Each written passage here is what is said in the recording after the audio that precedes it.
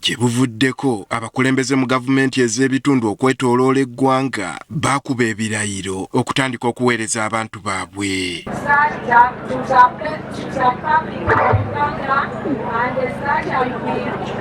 Kyokka bangi ku bo baafuuka ekisekererwa olw'okulemererwa okusoma ebigambo by'Oluzungu.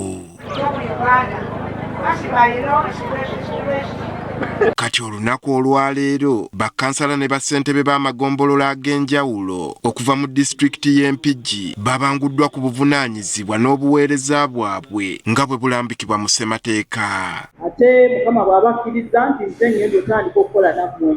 Bakkansala bano ekimu ku bizibu bye basoose okunokolayo lwe lulimi Olungereza olubafuukidde ekizibu anti buli kiwandiiko kya gavumenti kyonna kiweerezebwa mu Luzungu. Tubadde tusomoozebwa mu bintu bingi. Okusingira ddala tulina okukitegeera nti wano mu local governments ebiwandiiko ebisinga bikolebwa mu lulimi olufuutifuuti. Ate nga tumanyidde ddala bulungi nti ebifo bino ebisinga tebiriiko levo ya buyigirize. Nsobola okuwandiika naye ebintu bino bibatuwa ebitabo ebimu birinamu nnyo obukugu. Bamala okuwa n'oba osomesa omwana yandibadde agenda n'ayitamu ebyo ebitabo byasomeseddwa. Unfortunately nze kirina obuzaavinze nti abantu baffe ebintu bino tebabisoma, tebabimanyira, babirekawo.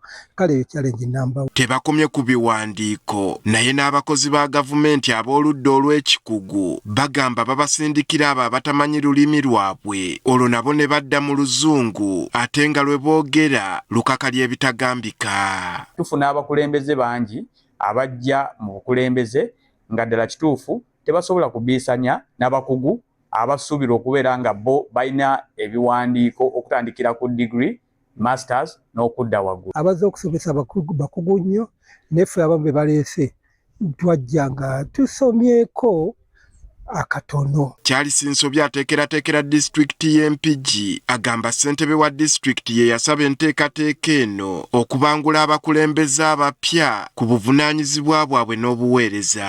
Okusinziira ku kye tulaba training eno orientation eno ebadde ya mugaso nnyo okulaba nga bamanya planning bivaawo ebirowoozo bino bye tuteeka mu nkola bitandikira wa. Tulina abakugu ab'enjawulo abagenda otuyisa mu mirimu gavumenti gyekolako omuli enguudo, amazzi, ebyobulamu, ebyenjigiriza. Twagala okulabira ddala ebyenjigiriza biyimiridde bitya. Edith Namayega akulira abakozi mu disitulikiti y'e Mpigi ategeezezza abakulembeze bano nti singa tebakwatagana na baludda lwa kikugu teri kisobola kukolebwa. Badde nsaba emyaka 5 tugende okuva wano nga nammwe muli bakugu. Esetiriko tiimu egenda okumalako emyaka 5 nammwe nga nabo bategera bulungi okubeera political representative ekitegeeza nga buli omu ayamba munne. Technical person akuyamba okufulfiringa ewasuubiza abantu kiraba kubanga kati abantu balina bye babasuubiramu oli mu kiife naye bwe bawulira biseera Mpigi balwanye kanso yagaanye okuyisa budget bannaye kaawo buuyo. Ono alabudde abakulembeze bano okwewala obuli bw'enguzi. Tulina emisolo mingi mu Mpigi naye ekivaayo kitono because we have interfered with local revenue collection. Era y'ensonga endala lwaki bannammwe abamu tebadda abalonzi babagamba gwe batoolya ssente z'eggongolola because omulonzi yaziguwa amanyi tezaatuuka.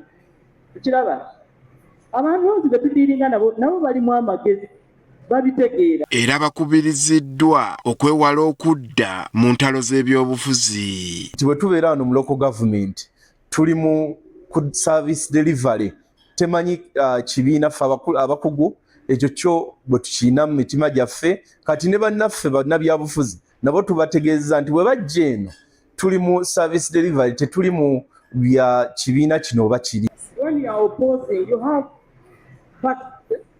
togamba bugamba kawo mufti ne batekiniko bonna era ffe tuzze kulemesa.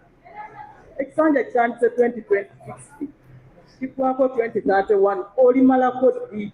Kiraba okuwano nga musajja okukola emikwano ofunye balabe. Abaana bali mu mbuto tupulaningira abalwadde abayi abali mu ICU abatamina bigenda mu maaso tupulaningira abaana bato bali ku masomero n'olwensonga bino issues ebibiina bijja kujja after olw'obulungi w'abantu baffe nenga services zimaze okubatuuka. Peter Kawuki ssentebe wa disitulikiti eno asanyukidde abakulu olw'okukkiriza okubangula abakulembeze bano ku buweereza bwabwe. Kyekyandeetera okubeera nti saasobola kulonda executive yange nga tetulina okugenda mu bukiiko.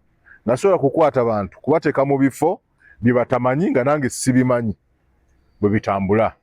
Era olunaku lwa leero tusomeseddwa message etambudde, tutegedde obuvunaanyizibwa bwaffe ne bagenda okulondebwa bagitegedde obuvunaanyizibwa bwabwe. N'abakulembeze nabo basiimye enteekateeka eno. Olunaku olwaleero omusomo gwonna teguyinza kumalawo naye gusobola okutandikako era gutandiseeko, teguyinza kumalawo okugamba nti challenge ezo ziyinza okugwa olunaku lumu, nedda kisoboka.